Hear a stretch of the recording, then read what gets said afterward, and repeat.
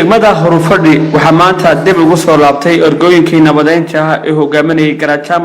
Cali Garaad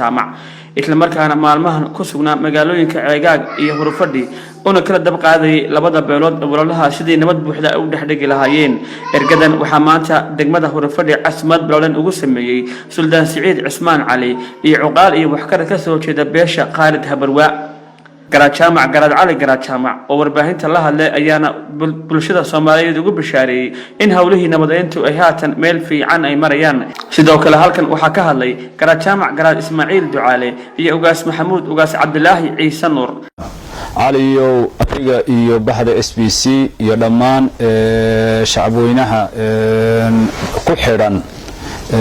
halkan inaga daawan doona ama inaga maqli doona waa salaamayna salaamu alaykum marka xigta waxaanu joognaa Horufadhi wali waxaanu ku guda jiraa oo meel wacan oo maraya dadaaladii nabadeynta saaka xalay waxaanu u hoyanay Ceegaag iyo habeenadii ka horeeyayba saakaanu Horufadhi nimid laba arrimood waa u nimido casumad beesha Khalid Habarwa suldaanka iyo cuqaashiisu ay ergadi nabadda ku casuumeen oo ku marti qaadeen oo ku sharfeen waa u nimid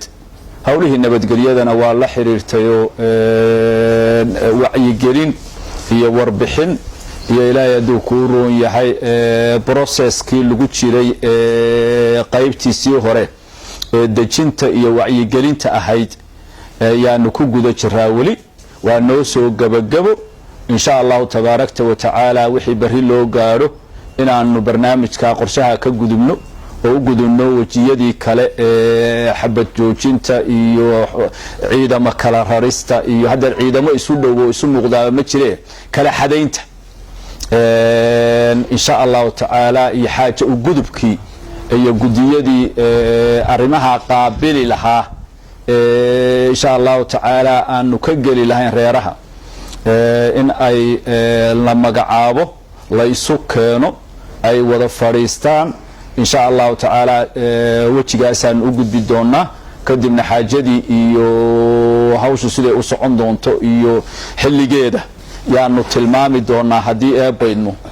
waxaanu ugu bishaaraynaynaa dadkii danaynayay xaajadan dhagtu u taagnayd walwalka ka qabay ilaahay ma hadiya ka gaadhay maanta in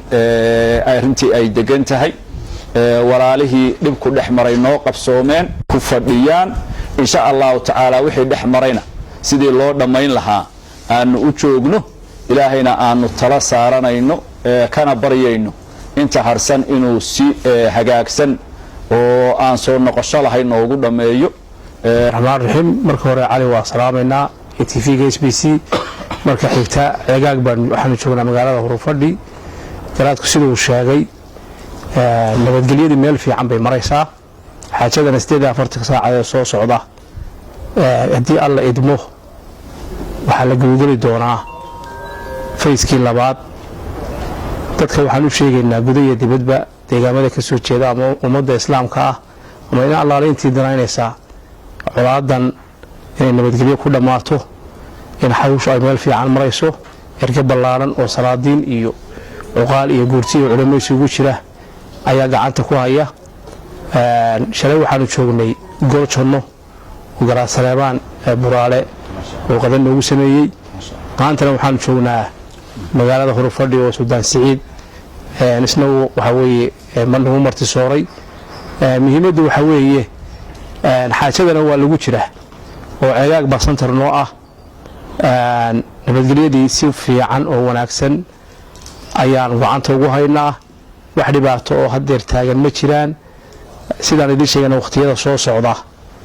jawigii labaad iyo fayskii labaad baa loo gudbayaa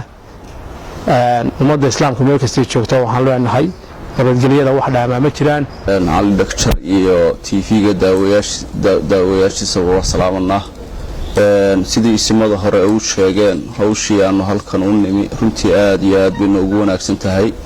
labadii beeleed ee walaalaha ahaa ee shaydaanku ka dhex shaqeeyeen runtii iyaga isxakameeyay meel wanaagsan bayna waxa weeyaan hawshii ay dhigeen aduu ciidamo kala raristii iyo xabad joojintii iyo waxaasoo dhan waa noo dhammaadeen sidii raggii horeba sheegeen gudiyadii uunba weeyaan waxna hadda la sugayo haddii alla idmo waxaana ku xigi doonta goobtii hawshu saasay insha allah noogu dhammaan doonta haddii ilaahay idmo dadka dibadda jooga iyo kuwa gudaha jooga ee naga maqanayna daawan doonana waxaan rajaynaynaa insha allah wixii hawshan wax ka qaban karo ama taleefon ha noqoto ama waxa weeye wacyigelin ha noqoto weliba culimada iyo ragale iyo dadka deegaanka soo jooga qurbo joogtoodaba waa looga baahan yahay inay hawsha ay taleefon ay kaga qayb qaataan